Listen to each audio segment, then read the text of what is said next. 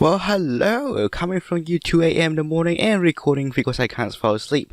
It's had been an hour since I've given up on the project. This has been one of the most frustrating projects I've ever done in my lifetime, and this is exactly why. I've done the scopes, I spent hours on it, I did the UVs, did textures, then I found I'd done the retopology wrong. Great on me though. But though back on the actual process and exactly what is happening inside the video right now, right now I'm doing sculpting. This is Zbrush 2020 exactly. On the largest issue I found doing the project itself, it's just Zbrush being a bitch. It turns out the perspective inside Zbrush 2020 is actually quite a bit different from Blender. When I tried importing and exporting from Blender back into Zbrush, from back into Zbrush to Blender, the perspective and the way the character looks is always wrong. I tried changing the focal length and everything, and it seems to be that Zbrush uses the focal length of 100, and while Blender by default uses 50. I can't really quite match everything up, so every time I try exporting and importing from Blender to Zbrush, which I cannot render everything inside and texture inside of Blender in the final. So it's kind of a big bother for me that Zbrush and Blender didn't line up that well. Also, Zbrush 2020 seems to have a lot of issue with bugs and kind of just crash often and kind of a bit slow. Sometimes it doesn't work with something, and I don't know what exactly the reason is. From my personal experience from using Zbrush 2019, it doesn't crash a lot. Like, Zbrush is one of the programs I was so confident that I would never crash, but I just had this issue with Zbrush just crashes quite a lot and had this kind of perspective issues. So I changed back to Zbrush 2019, and that's the one that I use. Though after Blender with the multi-resolution tool coming out, and that has really came out with the multi-resolution tool, I kind of just want to redo the entire project now that I just redo the entire project inside of Blender.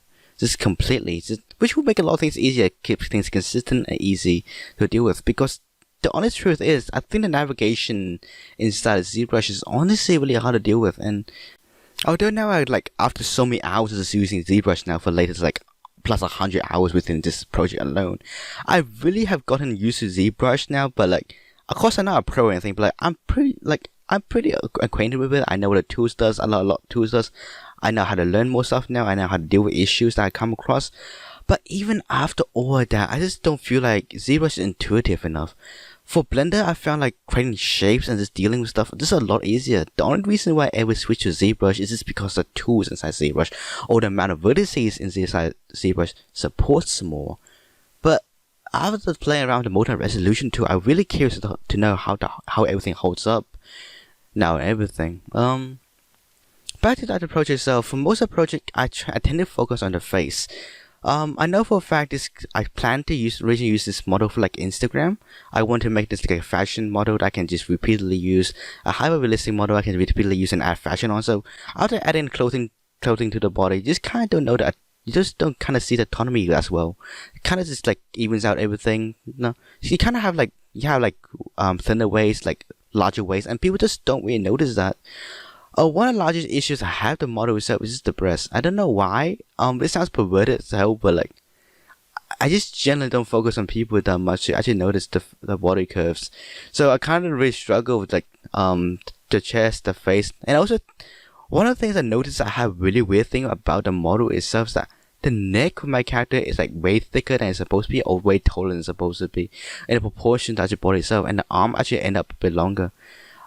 In the actual recording right now, I think everything is going okay. Then later stages, I actually decided to change everything, which everything go hell, which is pretty wicked.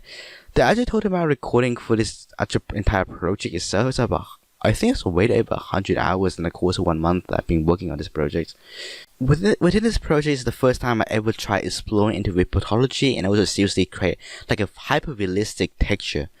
Everything I did within the project, for the skin for example, is all hand drawn and stuff like that inside of Adobe Substance Design. Not Substance Design. I keep saying Substance Designer because that's what exactly I want to learn. But Substance Paint is the one program I use for the texturing. Speaking of Substance Designer though, I actually have started learning that, but really beginning stages. Haven't really made my first texture yet. Just been looking for tutorials how to understand the interface a bit, understand the general idea behind it, which I found really important to learn at first. Though back to Substance Painter though, I didn't really exactly want to use a texture map or a scan that people has already made. I want to learn myself. I want to create my own custom textures, and I feel like that's how I learned most of the stuff on, just by doing things the harder way, I suppose, doing things my own way. Then once I get a texture, I really understand what the individual like colors meant, what individual part of texture I really want, how to express it. Oh yeah, and yeah. So right now I'm doing a retopology. I decided to do the face first on this model. I have no idea why. This actually come to bite my face later, and that's the retopology, the bad retopology of the character is actually the main reason why I actually just quitted the project just a few hours ago, really. If you see right now though, I think I just did a decent job of starting the character, but I think one of the main issues with my retopology is that I think I applied a mirror at first, and that would cause a lot of issue in doing the intersection between the middle. I think I also added way too much detail as well for each individual part of the character. I should just really done like a single extrusion through the entire leg, and just Control R and just add edge loops all over the place. But no, I decided to do the entire thing manually for some reason. But then again though, this way I do find myself learning a lot more, understanding the process a bit better than if I just hurry up a bit.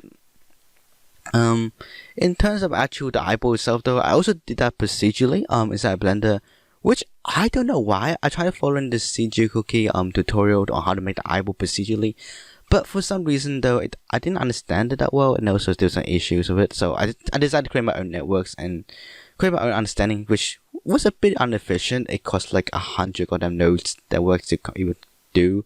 So I had a lot of mapping, like shrinking the UV textures a bit to create a different gaps in the eyes, but that's not there or that. But back into the retopology though, I freaking hated this part, and I still do.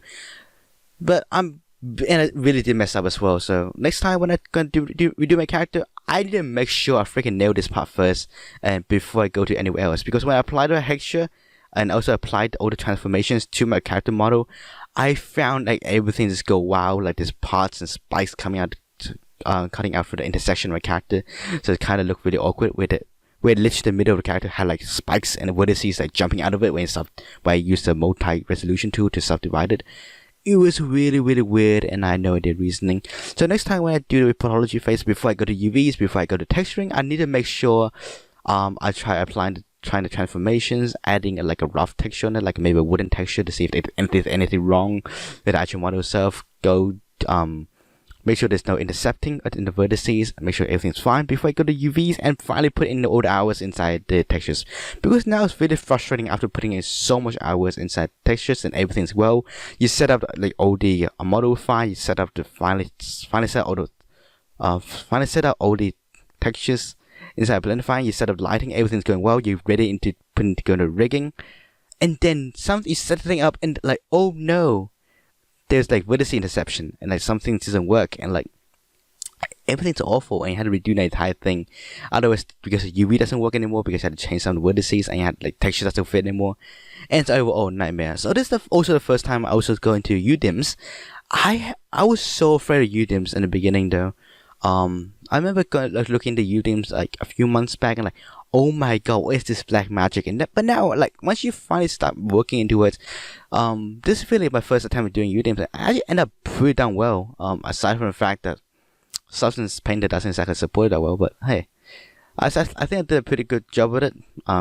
It's designed to be set up for like film and stuff like that. It's not for games. If you're gonna do a game character though, it's like a single cut UVs, I heard, and you better use a single UV tile.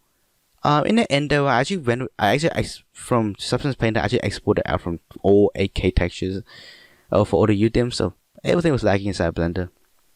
So now into like Substance Painter, I imported my model and everything like that with all the UDIMs set up. I think I used a total of 8 UDIMs, and everything's nice. I put a single UDIM just for the texture itself. I try to keep in mind that the Substance Painter only supports he doesn't support like as over UDIM painting. So if you want to paint, you can't paint over UDIMs.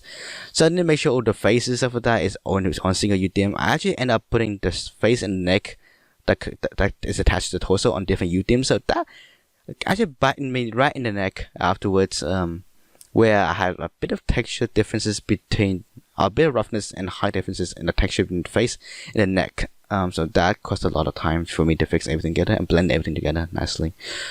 My friend told me this was the ugliest face that he has ever seen in his life. So yeah, I just showed this to a friend and he said it was awful. I was so proud of it. The first time I textured this thing, I was so proud of it. I thought it looked amazing. Like, I showed to my friends this exact face. Are you looking at the video right now? And he's like, man, you suck. But after I exported everything, changing a bit of stuff, he told me it actually looks pretty nice. And yeah, within the retopology phase though, I know there's a bit off topic when talking about in the painting. Just let it play in the background. In terms of retopology though, I kind of wish I did a better job at making the ability to add character blink. Right now, the retopology just covers the character eyes open only. I kind of wish I also have add maybe a shape key to make it also close as well, so I can also texture the eyes when it's closed. I'm actually struggling to understand how to animate the character eyes opening and stuff like that to add forward in kinematics and also inverse kinematics in the side-setting rig. And I'm struggling how to incorporate the eyes closing and opening. The best idea I come with right now is just single shape key to get everything working, and I think that might do as well. But I don't know. But that's something I really want to investigate in my next character model, which I am probably gonna start working on very soon. One of the main things I try to focus on while making texture for the model is that I just don't want to make the actual character too perfect. You see a lot of Instagram models and stuff like that with a lot of makeup and stuff like that. Perfect skin, white skin, perfect makeup. I just don't really want that kind of model. I try to add I like imperfection side of characters. Just people in general, so I try to add bit dots inside characters, bit imperfections. And now we're talking about the eyeballs, which is a complete pain. I do actually quite enjoy making eyeballs. So watching the Substance Designer tutorial actually helped me understand a lot more about the procedural workflow. Even though it's cross platforms, the knowledge still can be applied over and over again. So yeah, if you actually want to get into advanced texturing or procedural networking inside Blender, Substance Designers actually has some really good content to get your idea, to get your brain to wrap around the idea of the procedural stuff on the side of it. Not everything. The thing about procedural is not everything is about painting and stuff like that. The thing about procedural is if you want to change something, you can change it, and everything's created with default textures, for noises and whatever. Some simple shapes and scatter them. It's amazing, and I don't know. One of the main issues I actually ran across while doing the actual texturing for the eyes is that the transparency didn't work, and I'm wondering why the hell the transparency didn't work. It took me half an hour to figure out, but the nose was actually connected to the outputs and nothing was showing. I was so confused to why it happened. So at this point, I exported all the textures into Blender, added everything together, added the eyes, put it in there. I actually got really creeped out the first time I put in the eyes for the character. It looks pretty realistic, and I don't know, it's something that creeped me out a bit. So yeah, one of the main things about texturing inside of using UDIMs and putting textures inside Blender is that I know sometimes I feel textures just go missing without no reason, and at this point though, I try to fix. I noticed the geometry issue, the character, everything's going wonky. And I really didn't want to redo the entire character over and over again, because at that point I was really happy with the facial expression, the way the eyes are laid out, and I just don't want to redo everything again. So I kind of tried to fix it, try to retopologize the character with all the textures I already input there, and I kind of tried to UV transfer from my original model with the backup, with the messed up retopology into my new retopolized character, but it just doesn't work. UV transfer doesn't seem to work with models with different amount of vertices and stuff like that. So that was just heartbreaking for me when I found out, oh my god, so many hours of work just wasted there. I can't say wasted really, because I learned so much stuff, and I don't know. I just at this point that I was completely exhausted. I think you can see in the timer below. Yeah, it's 9 something p.m. I've been trying to fall asleep ever since 5 a.m. but I had to be waking up for dinners and stuff like that, and continue on the model. I don't know. So I try to shrimp wrap the original sculpt to the new retopolized version. But you can see right now there's a lot of UV issues. I can try to hit U and unwrap the entire character, but there's no way I'm gonna put the UV back exactly where it's supposed to be, and I don't know. I tried to play around with the hair textures a bit. It's like this. The last part is basically a desperate attempt. I try to fix everything. Hopefully, try to match the original model with the new one I just made, a retopolized one. But no, there's a lot of there's a lot of retopolized issue around the ear part, which I found really difficult. Yeah, at this point, I decided to do a few renders. Save it to my phone. I call it there, I believe. And yeah, lesson learned. Don't freaking rush stuff. Make sure everything in the model is fine. Make sure the retopologizing is fine before you go to UVs and before you go to texturing. And the next model I'm gonna make though is probably gonna be inside a Blender. I know I think the maximum go inside Blender from my personal experience with my current rig is that it seems to be about 1 million-ish vertices before it started lagging. So that's when I'm probably gonna start adding the multi-res modifiers and just do everything and just start working on the multi-res. In the last portion of the video, you can just see myself doing some desperate attempts to impose the character. I just really wanted to get like a final result out of it. I really want to go to Marvelous Designer and add the clothing, add the texture and everything. Just something for me to make use of this model because I really like the face of it. And it kind of sucks now I can't. It's like a really painful lesson. I remember my 3D arts teacher always telling me, make sure you do the modeling, make sure you get the UVs done. And I kind of always been able to modify the models even with the texture and the UV applied. But I guess this is like a rough lesson to know, like once you get to the more advanced stuff, once you get to higher level stuff, it just really need to make sure everything is done correctly.